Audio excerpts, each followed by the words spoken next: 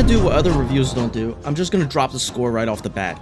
5 out of 10. Live action series Avatar, 5 out of 10. It's mediocre. It's not something that you're gonna drop everything to go and watch. I would say you could go your life without watching it, but the same could be said about the original Avatar: The Last Airbender series. Some people might argue that your life is for the worse, but it won't impact you in any way. There's some good scenes, there's some good life lessons, but it's not something you can't learn anywhere else, right?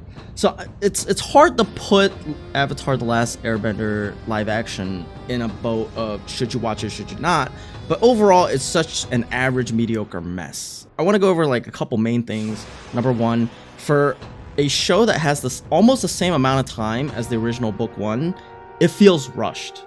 And then it also does a storytelling gimmick that makes for either poor storytelling, amateur storytelling, low budget storytelling. Even though everything looks like a spectacle, like cities look amazing, they exposition dump a lot. And what I mean by that is, instead of showing you what motivates a character or what a character is going to do, they're going to just flat out tell you. They're going to hit you with the spark notes. They're going to come after you and give you this summary of what is going on, what is happening, what the backstory is. Even as the backstory is happening, you can clearly see it with your eyes. And I remember before the series came out, a lot of people were going around writing articles saying, hey, they're toning down the sexism. The sexism's not toned down, they just moved it to another character. Paku got fucking sexist as shit later on in the series. And then they're like, oh, we want to make it for Game of Thrones fans. Which part? Like, the end of Game of Thrones live action where it sucked? Or, you know, the beginning where it followed a bunch of storylines and it opened up the world to an amazing world, which you're not doing through the characters. You're just showing... I guess this is the only part where the exposition doesn't happen, is they show you how cool the cities are. At least they don't exposition dump what a city looks like. Can you imagine looking at a blank screen? They just tell you how cool a city is while it's zoomed in on their face. That's pretty much what they do for the entire plot point. So I talked over a couple of these points on stream, and here they are, I guess in some chronological order. Enjoy. But this meme is hilarious. Shows up, but bends without bending, refuses to elaborate, dies. Oh god. Alright, Combustion Man is later, but the Zhao fight is now, and we missed that. We lost out on the Agni Kai in book 1. We also lost this village. He wasn't in Omashu. He was in a northern air temple, yeah, with his father, the mechanist. And then there was a whole battle, so we missed the northern air temple. Air balloon schematic provided by Trader, not one after battle. I mean, it's small things, but I think overall, all of the live action was super rushed. And I think part of it is because it's this. So if you watch Game of Thrones, right? In Game of Thrones, you had Guy A, and then you had Guy B, not below, Guy B, and then you had Guy C, and then you had Guy D. And it's 4 distinct storylines. And what ends up happening is scenes go like this. You have a scene about Guy A, and he's doing his own thing. And then after that, you have scene B of that person doing their own thing. And then it'll go to scene C. And then that person will do their thing. And then eventually it'll cut back to scene A, right? And then it'll be a continuation of what the A guy was doing. But in this live action Avatar, we had scenarios where it was scene A into scene A into scene A into scene A. And then it'll go scene B into scene B into scene B into scene B. For example, when Aang just left the spirit world, he instantly went into the Fire Nation to go to the temple of Roku. Like, it just instantly cuts to that. Not to mention, traveling in the world of live action Avatar has no sense of time, distance, weight, anything.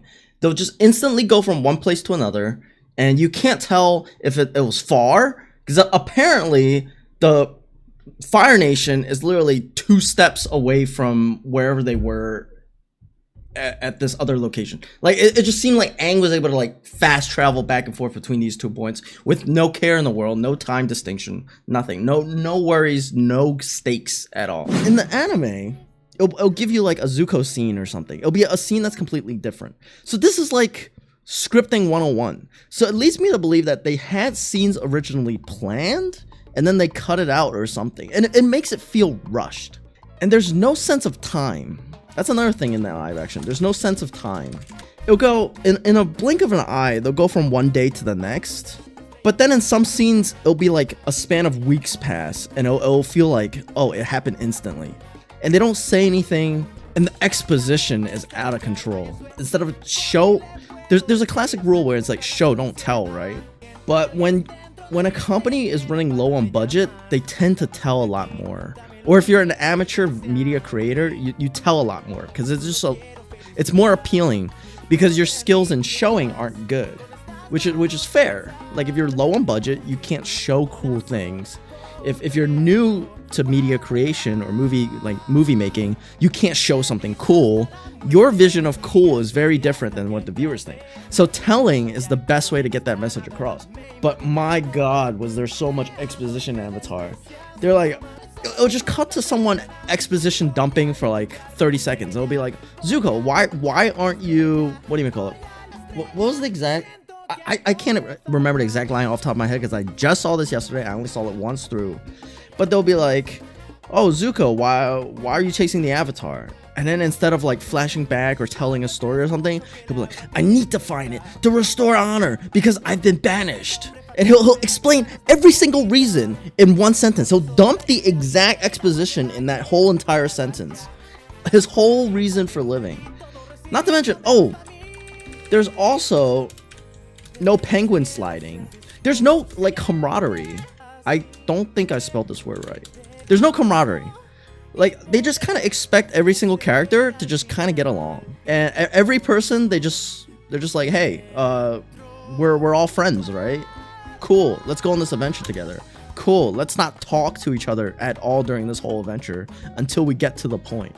Like, there's no scene where they're riding Appa and it'll be like a conversation happening on Appa. Unless they're like at a location and then something's about to happen and then they'll talk and it'll their conversation will get cut off. I feel like there's no scene building, there's no real world building. You'll go to a zone, they'll show you how cool that place is, and then that's it. They don't really they don't talk about stuff like that. They don't show you bending when it's not necessary. They don't show bending as like part of world creation. They don't bend to create stuff. They don't bend as part of like an assembly line or anything like that. I feel like the bending only happens when it's supposed to, which is during fights. I don't even remember there being training with Paku. Oh, and here's my other thing. The sexism from Sokka, it just got moved. That's what happens when the creator isn't. Yeah. Like the creator's not involved. Like people writing it. Like when Avatar first came out, I think this was the article. Netflix live action took out how sexist was in a lot of moments were iffy. I think originally they said it was toned down, right? So if you're toning it down a little bit, there's no need to even make a statement like that. Once it happens, once it airs, the fans will be like, oh, okay, they made him less sexist. That's fine. That's whatever. People aren't screaming, Sokka needs to be sexist. People are like, why? Why are they saying this is such a red flag? And I don't think this is the reason why, but they moved the sexism from Sokka onto Paku. So Paku, if you don't remember, he is the Northern Tribe's waterbender teacher. And I can't remember if he was the best teacher, from what it seems, he's the only freaking teacher. There's no other teachers that exist. Or he just happens to be like a notable, like famous teacher. So, you know, in the cartoon series, Paku was assigned to Aang. In the live action series, it just felt so rushed. And they were going through a million things. And then the Paku scene happens. And then Paku doesn't even kind of show his character. The one Katara fought? Yeah. So they kind of don't, they fight a little bit. Like, she doesn't get, like, snippy or quirky with Paku. They fight, and I remember there's the disc scene where she shoots out the ice disc, so they kept that. They don't have the moment where Paku is teaching his lesson, and after the fight, Katara shows up, and Aang is training, all the other people are training, and then Katara looks at Paku, and Paku goes, what are you doing? And this was after like his sexist rant, and he's like, I don't teach girls or whatever. But then he fought Katara. Paku goes, you're late. As in, like, he accepts her. He's like, yeah, I will train you. And the reason why, they completely skipped this until I went back and I watched the cartoon version. And then I remembered. They skipped the fact that Paku was in love with Katara's grandmother. They just erased that. The thing is, live action erased so many things. There's so many small details. And it wasn't until Paku realized that Katara could be his granddaughter that he willingly, like, kind of accepts Katara. It's like, it's two things. It's Katara is a good waterbender. He fought her and he realized that, but he still won't train her. But then he turns around and he finds the medallion that Katara dropped. There was a whole bunch of sequences leading up to it. And then Katara finds out that the necklace that she has belongs to her grandmother, and then that was given to her grandmother by Paku. And we learn that through, like, different scenes. And in the cartoon, they, like, kind of hint at it, and they don't tell you who it is. You have no idea who it is until Paku picks it up. And you're like, oh, it's Paku. And then Paku doesn't, like, grow in the way that he's, like, not sexist anymore. It's just, hey, you could potentially be my granddaughter. Like, if I had a granddaughter, you would be her, kind of thing. And then he takes her in and trains her. But in the show, like, they took Sokka's sexism arc and they just gave it to Paku. Like, he comes off super sexist. So you're like, okay, they toned down Sokka's sexism, but there was no need. Cause Paku's fucking sexist. Fully. So what's the point of toning down Sokka's sexism? Paku was hella sexist. I was like, what the fuck was that? What kind of comment was that? Because the whole time you're expecting the show to be super PG and that there's, like, no sexism. Because Sokka is, like, supposed to be your introduction to the, like, that type of character, right? But because that's gone, your expectation is now, like, really low. You're expecting almost no sexism at this point. And then Paku shows up and he sends you back to, like, the 1860s. It was crazy. So that's, like, another thing that I didn't really understand or really liked was that they moved Sokka's sexism onto Paku. They didn't tone down sexism in the show. Sexism in the show is really high. It's just, it's much later on and they put it on one other character. So in my head, I'm thinking this is probably a move done by Sokka's, like, agent. Like, either by the actor himself or the actor's agent to make him look like a better character.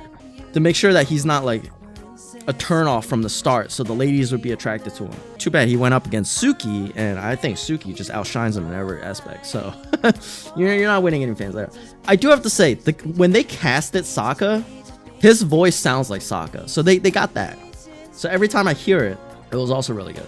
Another thing, this was something someone else pointed out. I didn't realize this at first. The Badger Moles, I think originally it was Aang and Katara in the tunnels. And then in the live action, they freaking put Sokka and Katara in the tunnels. So, I mean, that's not really a spoiler, but we get a lot of Aang Katara moments that are missing. And now people are speculating the worst thing, which is now it might be a Zutara ship. And this is the Zuko plus Katara ship that, like, some people were, like, hoping for. And I'm wondering if it's because Aang and Katara are just really young. How old is Aang's live action? Aang live action. Gordon. He doesn't look young here. Oh god, yeah, he does. How old is he? Why is this so 14? Okay, he's 14. And she is 17. That's dumb. Yeah, it is. But I think they don't want the actor to have, like, those type of scenes because he's 14, because the actor and actress is a 14-17 relationship, and I think that might be a reason why. So in the show they're whatever age, right? He's 100 and she's whatever, but in reality these are the actors' ages, and I think part of it is they don't want to push these two to have, like, on-screen chemistry that eventually leads to off-screen chemistry, because I think legally, like, law-wise, it is, like, two years. So, like, even then it's, like, super iffy. But I don't know much about that. So I think that this might be the main reason that they're not pushing the romance scenes early on, which is gonna feel really weird later, because it's supposed to be a romance that slowly blossoms across 3 books. But I have a feeling that book 2 is gonna come out very soon, and then book 3 is gonna come out soon after that. That by the time book 2 comes out, it might be a 16-19, and then that's also iffy.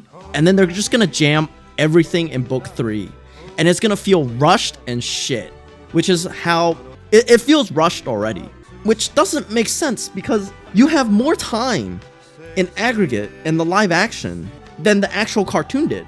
The actual cartoon had about, what was it, 400 minutes? The live action has about closer to 500 minutes of actual footage, like time. So it feels weird that they're rushing when the anime didn't have to rush, or the cartoon. I keep calling it anime because I feel like it's anime worthy to be called an anime. But I think those are like the main issues, is that it feels rushed, and it shouldn't. I think I don't know how to fix it, but it doesn't mean it's a bad watch. If you enjoyed Avatar, you're gonna go in and you're gonna notice like differences and stuff, and you're gonna be like, oh, that's cool, that's neat. Oh, they didn't have that, ha ha ha ha ha.